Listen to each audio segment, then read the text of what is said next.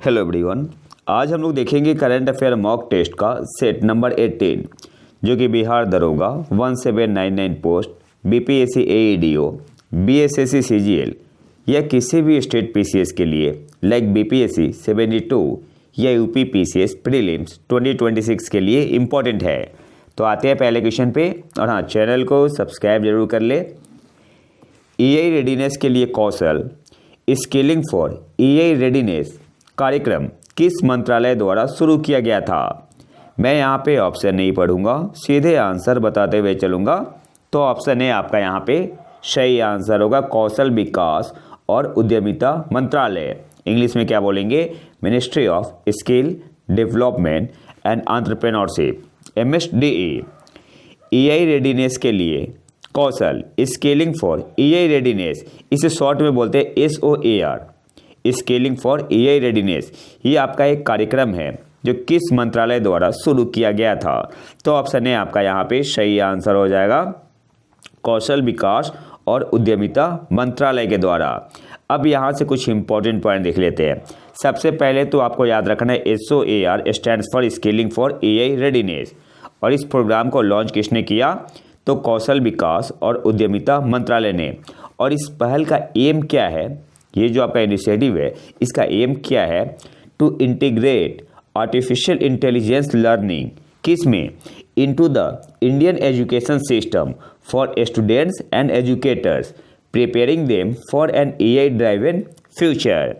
इसके अलावा जो आपका SOAR है यानी scaling for AI readiness, AI तत्परता के लिए कौशल विकास हिंदी में बोलते हैं, इसका लक्ष्य कक्षा 6 से कक्षा 12 तक के, ये की पॉइंट है, कक्षा 6 से कक्षा 12 तक के स्कूली छात्रों और शिक्षकों को ईआई में सक्षम बनाना है।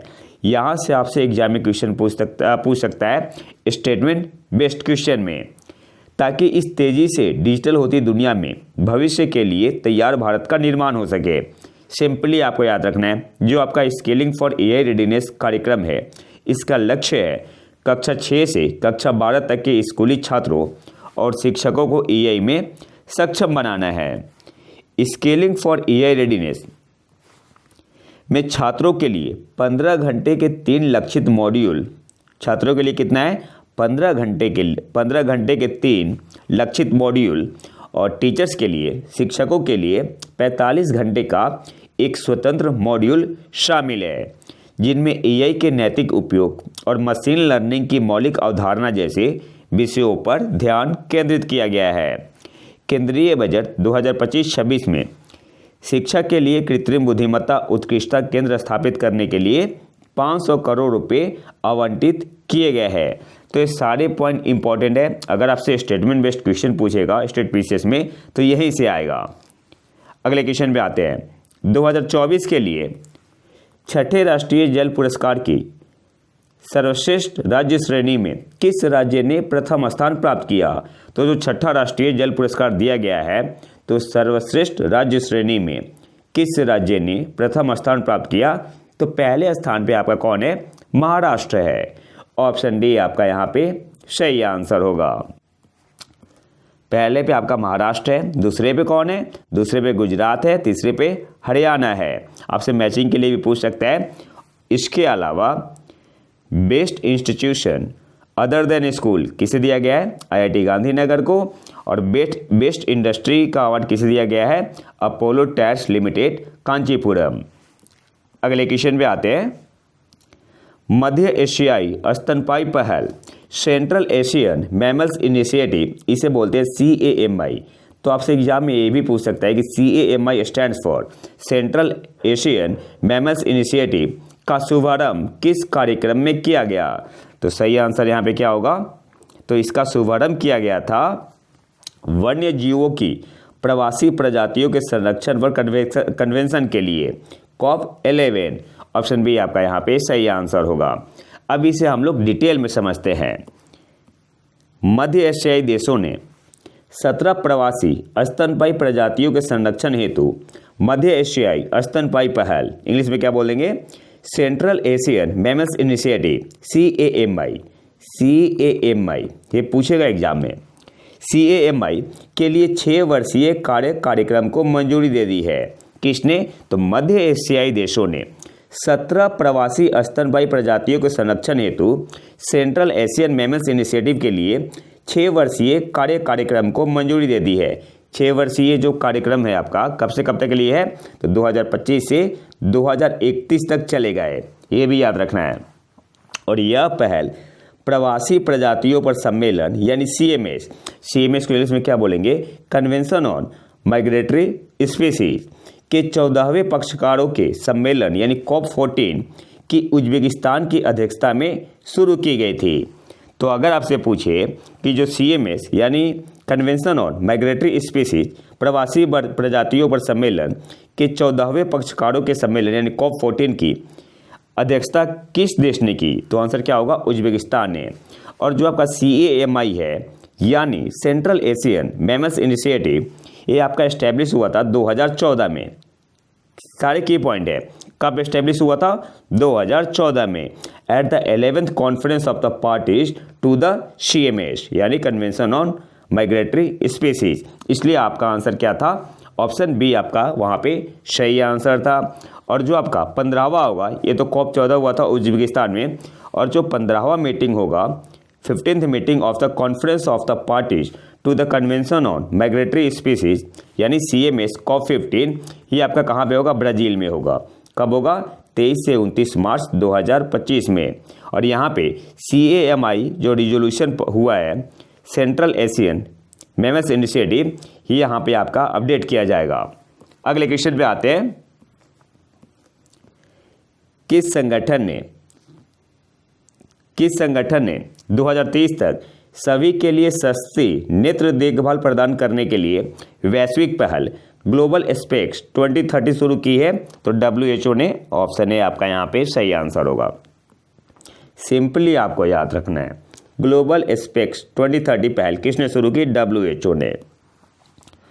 और ये आपका प्रोवाइड करेगा, ये जो आपका इनिशिएटिव है ग्लोबल एस्पेक्ट्स 2030 इनिशिएटिव, ये आपका प्रोवाइड करेगा affordable I care for all by which year? तो कब तक?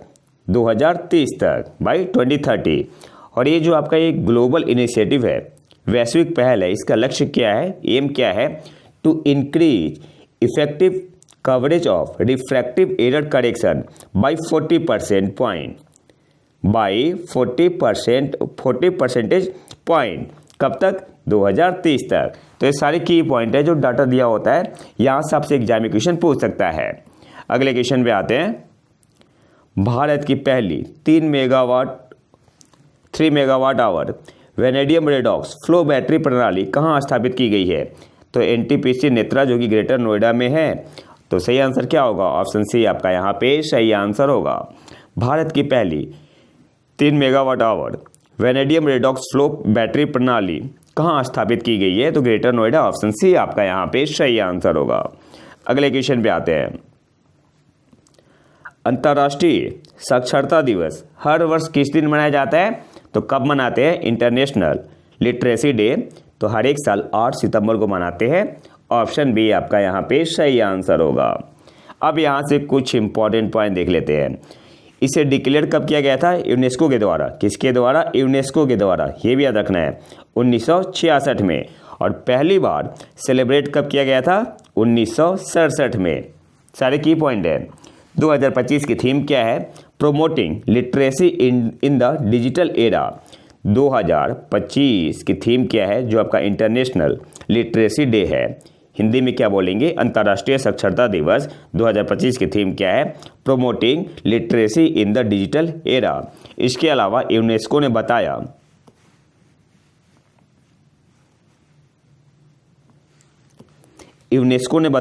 कि 2024 में 739 मिलियन युवाओं और वयस्कों में अभी भी बुनियादी साक्षरता कौशल का अभाव है।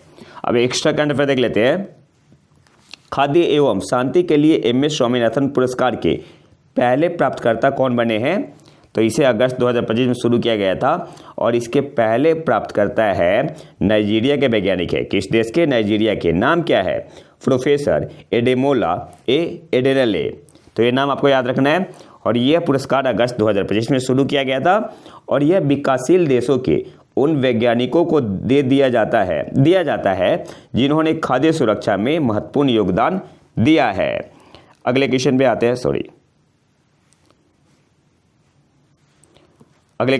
हैं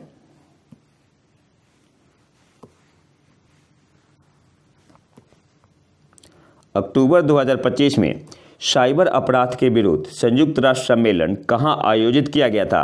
अच्छा, ये पहली बार हुआ है इसलिए आपका ये न्यूज में बना हुआ है। तो वियतनाम हनोई में, ऑप्शन ए आपका यहाँ पे सही आंसर होगा, वियतनाम।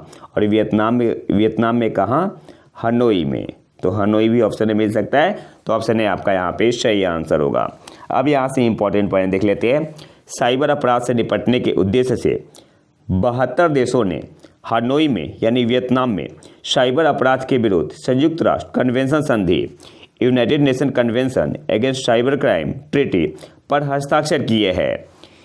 यह साइबर अपराधों को रोकने और उनका जवाब देने के लिए दुनिया का पहला कानूनी रूप से बाध्यकारी वैश्विक सम्मेलन है। तो ये भी आपसे स्टेटमेंट बेस्ड क्वेश्चन पूछ सकता है कि पहला है, दूसरा है, तीसरा है, जिसे 2024 में संयुक्त राष्ट्र महासभा द्वारा अपनाया गया था। यह कम से कम 40 संयुक्त राष्ट्र सदस्य देशों द्वारा अनुमोदन के 90 दिन बाद लागू हो जाएगा, यानी आपका 31 दिसंबर 2026 तक। इसके अलावा हस्ताक्षर समारोह था, इसका आयोजन वियतनाम और संयुक्त राष्ट्र मादक पदार्थ एवं अपराध कार्यालय द्वारा संयुक्त रूप से किया गया। और इसका उद्देश्य क्या है? तो उद्देश्य जो है वो आपका इंपॉर्टेंट है, आपसे डायरेक्ट एग्जाम में उद्देश्य ही पूछ सकता है। तो यह कानून इन्फोर्समेंट एजेंसी, प्रवर्तन एजेंसियों के बीच अंतर्राष्ट्रीय सहयोग को बढ़ावा देने और साइबर अपराध से निपटने के लिए पर्याप्त बुनियादी ढांचे की कमी वाले देशों को तकनीकी सहायता प्रदान करने के लिए एक विधायी ढांचे का प्रस्ताव करता है। किसके लिए? तो पर्याप्त बुनियादी ढांचे की कमी वाले देशों को। ये भी आपका एक की पॉइंट है। अगले क्वेश्चन पे आते हैं। इंडिया स्किल्स एक्सेलरेटर कौशल विकास और उद्यमिता मंत्रालय और किस संगठन की एक संयुक्त पहल है, एक इनिशिएटिव है जिसका नाम है इंडिया स्किल्स एक्सेलरेटर। क्या नाम है? India skills accelerator. अब क्वेश्चन में आपसे पूछ रहा है कि एक तो आपका मिनिस्ट्री है, कौन सा? कौशल विकास और उद्यमिता मंत्रालय। और किस संगठन की एक संयुक्त पहल है? तो आपका वर्ल्ड इकोनॉमिक फोरम यानी विश्व आर्थिक मंच। सही आंसर क्या हो जाएगा? ऑप्शन डी आपका यहाँ पे सही आंसर होगा, विश्व आर्थिक मंच। और इसका एम क्या है? तो ये जो आपका पब्लिक प्राइवेट प्लेटफॉर्म है, इसका एम है to close skill gap in India through upskilling, reskilling and collaboration between government and industry। किसके बीच कोलैबोरेशन होगा? Between government and industry. अगले क्वेश्चन पे आते हैं। किस संस्थान ने वाहन के अंदरूनी हिस्सों में प्लास्टिक के पर्यावरण अनुकूल विकल्प के रूप में बास पॉलीमर कंपोजिट विकसित किया है? तो IIT गुवाहाटी, मैं करवा चुका हूं, तो ऑप्शन बी आपका यहाँ पे सही आंसर होगा। अगले क्वेश्चन पे आते हैं। ये काफ़ी इंपॉर्टेंट क्वेश्चन है और ये आपसे एग्जाम में पूछ सकता है या पूछेगा ही। 1995 से 2014 तक गंभीर जलवायु प्रभावों को उजागर करने वाले German watch climate risk index 2026 में भारत का रैंक क्या है? तो अभी हाल ही में एक इंडेक्स आया हुआ है, क्लाइमेट रिस्क इंडेक्स 2026। किसने पब्लिश किया है? तो जर्मन वाच ने। ठीक है, एक क्वेश्चन यहाँ पे बन गया। और इसमें भारत की रैंक क्या है? तो भारत 9वें स्थान पे है। ऑप्शन है आपका यहाँ पे सही आंसर होगा। और इसमें कब से कब तक का डाटा लिया गया है? तो एनुअल नहीं है, ये आपका लिया गया है 1995 से 2024। और इस इंडेक्स का नाम क्या है? Climate risk index 2026। और भारत को इसमें कितनी रैंक दी गई है? तो भारत 9वें स्थान पे है। अब यहाँ से कुछ इंपॉर्टेंट पॉइंट देख लेते हैं। सबसे पहले ये जो रिपोर्ट है आपका क्लाइमेट रिस्क इंडेक्स 2026 किसने पब्लिश किया? जर्मन वाच ने। जर्मन वाच इसे रिलीज कहाँ पे किया गया? तो COP30 इन बेलेम। बेलेम आपका कहाँ पे है? ब्राज़ील में है। तो ब्राज़ील में COP30 जो हो रहा है ब्राज़ील में। और इस रिपोर्ट में क्या है कि 8,32,000 से ज़्यादा लोग मारे गए हैं, मर गए हैं, मतलब मारे नहीं गए, मर गए। नियरली 5.7 बिलियंस अफेक्टेड हुए। और इकोनॉमिक लॉस कितना हुआ? तो 4.5 ट्रिलियन यूएसडी से ज़्यादा। इसमें आपका इन्फ्लेशन एडजस्ट है। और ये कैसे हुए हैं? तो from over 9,700 extreme weather events between 1995 से 2024 जो आपका रिपोर्ट आया हुआ है। बात समझ में आ गई? तो एक्सट्रीम वेदर इवेंट से 1995 से 2024 के बीच में 9,700 एक्सट्रीम वेदर इवेंट से किसके बीच? 1995 से 2024 के बीच 8,32,000 से ज़्यादा लोग मर गए। अप्रॉक्स 5.7 बिलियंस इफेक्टेड हुए। और इकोनॉमिक लॉस आपका कितने का हुआ? तो 4.5 ट्रिलियन यूएसडी से कहीं ज़्यादा इसमें आपका इन्फ्लेशन एडजस्ट है। अब आते हैं भारत कौन से स्थान पे है। देखो, भारत की रैंक थी 2023 में 10 और 2024 में 15, मतलब इम्प्रूव किया था भारत ने इम्प्रूव किया था। अगर एक होता तो बहुत ही ख़राब था, मतलब ज़्यादा इम्पैक्ट है। तो भारत 2024 में 15 पे है। लेकिन ये जो रिपोर्ट आया हुआ है लॉन्गर पीरियड के लिए, अगर हम लोग लॉन्गर पीरियड की बात करें, जो रिपोर्ट आया हुआ है तो लॉन्गर पीरियड के लिए यानी 1995 से 2024 का जो आया हुआ है अभी, तो इसमें भारत है 9वें स्थान पे है। और ये लॉन्ग टर्म का है 1995 से 2024। और अगर एनुअल देखें तो 2024 में आपका भारत 15वें स्थान पे है। इसके अलावा भारत की अगर बात करें तो लगभग 80,000 लोग मरे हैं। और अगर वैश्विक स्तर पर देखें तो 9.6% है ग्लोबल टोटल का। वैश्विक कुल का कितना है? 9.6%। और ये कैसे मरे हैं? तो फ्रॉम एक्सट्रीम वेदर इवेंट्स। और अगर बात करें इकोनॉमिक लॉस की भारत के रिस्पेक्ट में, तो 170 बिलियन यूएसडी का इकोनॉमिक लॉस हुआ है। इसमें आपका इन्फ्लेशन एडजस्ट है। तो ये डाटा आपको याद रखना है।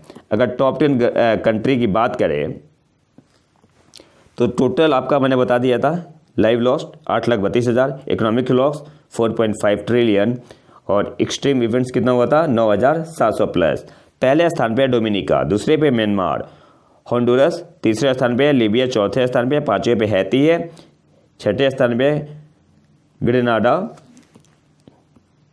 सातवें पे है फिलीपींस, आठवें पे निकारागुआ, 9वें पे है इंडिया और 10वें पे है बहामास। तो सारे इंपॉर्टेंट पॉइंट है। और इसका पीडीएफ मैंने ऑलरेडी अपने टेलीग्राम चैनल प्रतीक IQ करंट अफेयर में डाल दिया है, तो आप वहां पे जाके इसे ले सकते हैं। अगले क्वेश्चन पे आते हैं। और हाँ, चैनल को सब्सक्राइब जरूर कर ले, सपोर्ट चाहिए आपका। अगले क्वेश्चन पे आते हैं। 2025 ISSF विश्व चैंपियनशिप में पुरुषों की 10 मीटर एयर पिस्टल स्पर्धा में गोल्ड मेडल यानी स्वर्ण पदक किसने जीता? तो किसने जीता है? सम्राट राणा ऑप्शन है आपका यहाँ पे सही आंसर होगा। 2025 ISSF विश्व चैंपियनशिप में पुरुषों की 10 मीटर एयर पिस्टल स्पर्धा में गोल्ड मेडल किसने जीता? तो सम्राट राणा ऑप्शन है आपका यहाँ पे सही आंसर होगा। अब यहाँ से कुछ इंपॉर्टेंट पॉइंट देख लेते हैं। सबसे पहले जो आपका ISSF वर्ल्ड चैंपियनशिप हुआ है 2025 कहाँ पे हुआ? कायरो में। इसमें सम्राट राणा ने क्या जीता है? Gold medal. किसमें? मेंस 10 मीटर एयर पिस्टल में, ये याद रखना है। और ये पहले इंडियन बने हैं to win an individual air pistol world title. देखो बात किसकी हो रही है? एयर पिस्टल की बात हो रही है। तो पहले इंडियन बने हैं जिन्होंने व्यक्तिगत तौर पे जीता है individual air pistol world title जीता है। राणा ने स्कोर कितना किया था? सम्राट राणा ने, तो आजकल स्कोर भी पूछ सकता है, करंट अफेयर का कोई भरोसा नहीं है। तो स्कोर कितना किया इन्होंने? 243.7। इसके अलावा राणा ने टीम गोल्ड भी जीता। किसके साथ मिलके? किसमें? In men's 10 metre air pistol. किसके साथ मिलके? तो वरुण तोमर एंड श्रवण कुमार के साथ। और सम्राट राणा पांचवें इंडियन शूटर बने हैं। शूटर की बात हो रही है, ठीक है। तो पांचवें इंडियन शूटर बने हैं जिन्होंने वर्ल्ड टाइटल जीता है ओलंपिक इवेंट में। इससे पहले कौन कौन थे? तो किस क्लास में शामिल हो गए? तो Abhinav Bindra, Rudraksh Patil, Tejaswi Sawant and the mix team pair of Shiv Narwal and Esha Singh. इसके अलावा 2 time Olympic medallist Manu Bhaker, इन्होंने मिस कर दिया इंडिविजुअल मेडल लेकिन इन्होंने जीता महिलाओं का टीम सिल्वर किसके साथ मिलके? विथ ईशा सिंह और सुरुचि सिंह के साथ। तो इन्होंने क्या बोलते हैं, रजत पदक जीता है, लेकिन टीम इवेंट में किसके साथ मिलके? ईशा सिंह और सुरुचि सिंह। इन्होंने इंडिविजुअल मेडल नहीं जीता। इसके अलावा एक्स्ट्रा करंट अफेयर है, वर्ल्ड ऑटोमोटिव इंडस्ट्री बॉडी है OICA, तो इसका प्रेसिडेंट किसे सिलेक्ट किया गया है? शैलेश चंद्र को, जो कि प्रेसिडेंट है किसके? Society of Indian automobile manufacturer, SIAM बोलते हैं शॉर्ट में इसे। तो ये भी याद रखना है। अगले क्वेश्चन पे आते हैं। हाल ही में निम्नलिखित में से किस देश ने बुडेपेस्ट परमाणु ऊर्जा चालित क्रूज मिसाइल का परीक्षण किया है? तो रूस ने किया है। ऑप्शन सी आपका यहाँ पे सही आंसर होगा। और जो आपका बुडेपेस्ट है ये क्या है? लो फ्लाइंग क्रूज मिसाइल है, ये भी याद रखना है। क्या है? लो फ्लाइंग क्रूज मिसाइल है। And the trajectory of cruise missile is अगर कंपेयर करें तो ये लोअर होता है हाइट में, किससे कंपेयर करने पर? हाइपरसोनिक या बैलिस्टिक मिसाइल से कंपेयर करने पे। अगले क्वेश्चन पे आते हैं। संशोधित भारत नेट योजना को लागू करने वाला भारत का पहला राज्य कौन सा बन गया है? तो पंजाब। ऑप्शन डी आपका यहाँ पे सही आंसर होगा। इसमें कुछ ज़्यादा जाने की जरूरत है नहीं। अगले क्वेश्चन पे आते हैं। हाल ही में भारतीय रेलवे द्वारा विकसित दृष्टि प्रणाली क्या है? तो जो आपका दृष्टि प्रणाली है किसने विकसित किया? भारतीय रेलवे ने। ये क्या है? तो AI आधारित freight wagon locking monitoring system है। तो ऑप्शन बी आपका यहाँ पे सही आंसर होगा। इसे हम लोग थोड़ा डिटेल में समझ लेते हैं। भारतीय रेलवे मालगाड़ियों की सुरक्षा बढ़ाने के लिए AI यानी आर्टिफिशियल इंटेलिजेंस आधारित तकनीक लगाने की योजना बना रहा है। और इस कदम का उद्देश्य क्या है?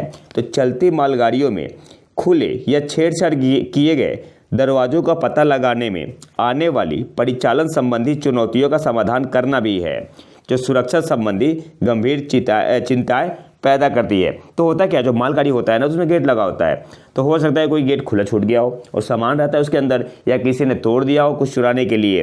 तो इसके लिए भारतीय रेलवे ने क्या विकसित किया है? दृष्टि AI। यह नया AI आधारित लॉकिंग मॉनिटरिंग सिस्टम दृष्टि पारंपरिक रूप से मैनुअल जांच को कम करेगा। अब मुश्किल होता है ना, एक एक आपको गेट चेक करना, एक एक डब्बा है चेक करते जाना है, तो मुश्किल है, उसमें थोड़ा टाइम भी ज़्यादा लगता है। तो जो दृष्टि है जो क्या है? AI आधारित लॉकिंग मॉनिटरिंग सिस्टम है। तो ये इंपॉर्टेंट है। दृष्टि क्या है? AI आधारित लॉकिंग मॉनिटरिंग सिस्टम है। पता चल जाएगा कहाँ पे दिक्कत है, कहाँ पे गेट खिला हुआ है। यह दृष्टि पारंपरिक रूप से मैनुअल जांच को कम करेगा, जो न केवल समय लेने वाला है, जो मैनुअल जांच होता है तो जाहिर सी बात है, अभी बताया मैंने, समय लेगा, बल्कि गतिशील परिस्थितियों में लंबी दूरी के रेकों के लिए अव्यवहारिक भी है। काफ़ी लंबा होता है जो होता है मालगाड़ी। इसे पूर्वोत्तर सीमांत रेलवे और भारतीय प्रौद्योगिकी संस्थान गुवाहाटी प्रौद्योगिकी नवाचार और विकास फाउंडेशन द्वारा संयुक्त रूप से विकसित किया गया है। तो ये भी आपको याद रखना है। अगले क्वेश्चन पे आते हैं। विश्व स्वास्थ्य संगठन ग्लोबल टीबी रिपोर्ट 2025 के अनुसार पिछले दशक में भारत के कुल टीबी मामलों में कितनी कमी आई है? तो सबसे पहला क्वेश्चन तो यही बन गया कि ग्लोबल टीबी रिपोर्ट 2025 किसने दिया? WHO ने। और इसके अकॉर्डिंग पिछले दशक में भारत के कुल तबीयती यानी टीबी मामलों में कितनी कमी आई है? तो 21% की कमी आई है। ऑप्शन सी आपका यहाँ पे सही आंसर होगा। अब यहाँ से बहुत सारे क्वेश्चन पूछ सकते हैं। तो सबसे पहले 21% आपका कम हुआ, रिड्यूस हुआ है ओवर द लास्ट डिकेड, जो कि डबल है किसके? जो ग्लोबल एवरेज है उसका। लगभग की बात हो रही है, almost double the global average of 12%। तो जो वैश्विक औसत है वो कितना है? 12% है।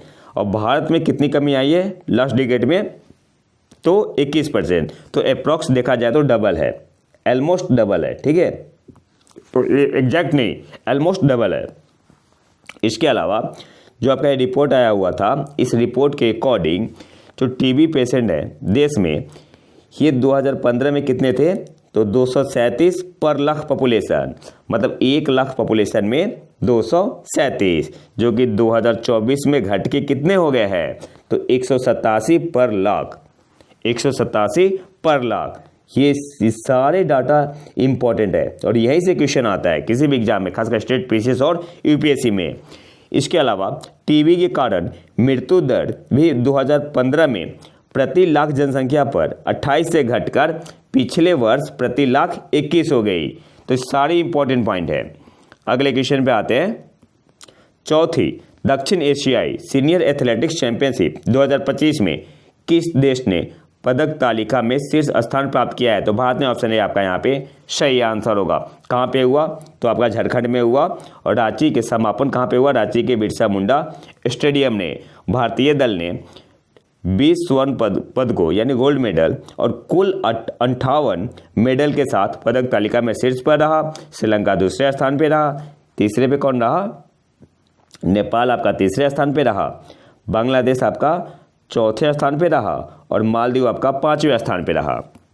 मालदीव 5वें स्थान पे रहा और भूटान ने कोई भी मेडल नहीं जीता। अब आपसे एग्जाम में पूछ सकता है कि किस देश ने